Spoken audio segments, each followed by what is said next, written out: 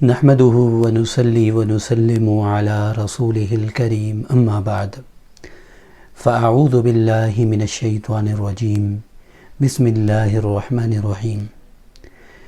محترم سامعین کرام، السلام علیکم ورحمۃ اللہ وبرکاتہ۔ نظر بد برحق ہے، انسان کو اور کسی بھی جاندار کو نظر لگ جاتی ہے اور نظر بد کے اثرات ہو جاتے ہیں۔ حضور نبی کریم صلی اللہ علیہ وسلم نے فرمایا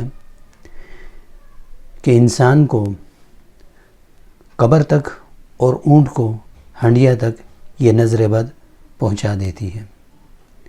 تو یقیناً نظر بد برحق ہے اور اس کے اثرات بھی بعض اوقات انتہائی خطرناک ثابت ہو جاتے ہیں۔ نظر بد سے حفاظت کیسے ہو اور اگر کسی کو نظر بد لگ جائے تو اس کا علاج کیسے ہو، اس پر انشاءاللہ العزیز آج کی ہماری گفتگو ہوگی۔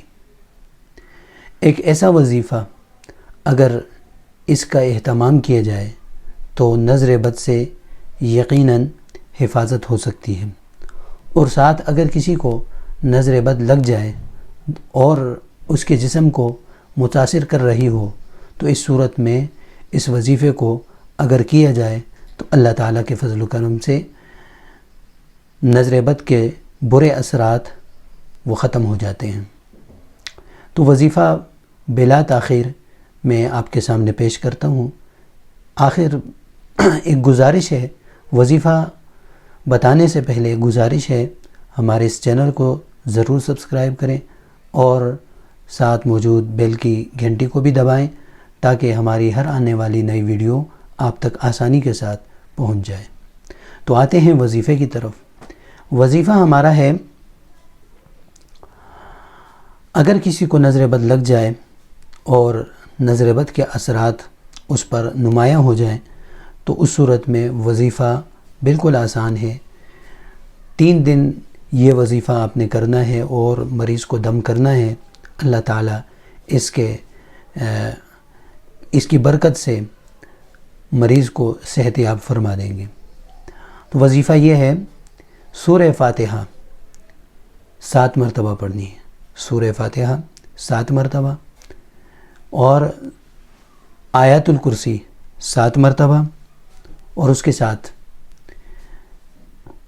سورہ کافرون یہ بھی 7 مرتبہ، سورہ اخلاص یہ بھی 7 مرتبہ، سورہ فلق یہ بھی 7 مرتبہ، اور سورۃ الناس یہ بھی 7 مرتبہ۔ اول آخر 7 مرتبہ درود شریف بھی پڑھنا ہے۔ تو اس وظیفے کو اور اس دم کو آپ نے یعنی مطلوبہ تعداد کو پورا کرنا ہے اور مریض کو دم کرنا ہے، اور ساتھ ہی ایک پانی کسی برتن میں لے کر اس پانی کو دم کرنا ہے اور مریض کو 7 دن تک یہ پانی پلانا ہے۔ 3 دن تک یہ دم والا عمل کرنا ہے اور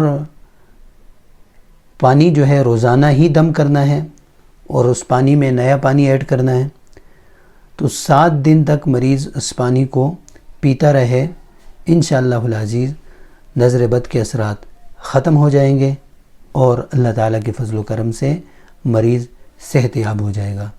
تو یہ تھا آج کا ہمارا نظر بد کے حوالے سے اہم وظیفہ کہہ دیجئے یا دم کہہ دیجئے۔ انشاءاللہ اس کو آپ ضرور اپنے بچوں پر بھی آزمائیں اور بچوں کو بھی دم کریں اس کے ذریعے، اور اسی طرح اگر کوئی بھی مریض جو نظر بد کا شکار ہو چکا ہے اس کو یہ دم کریں، اللہ تبارک و تعالی اپنے فضل و کرم سے شفا عطا فرمائیں گے۔ فی امان اللہ، السلام علیکم ورحمۃ اللہ وبرکاتہ۔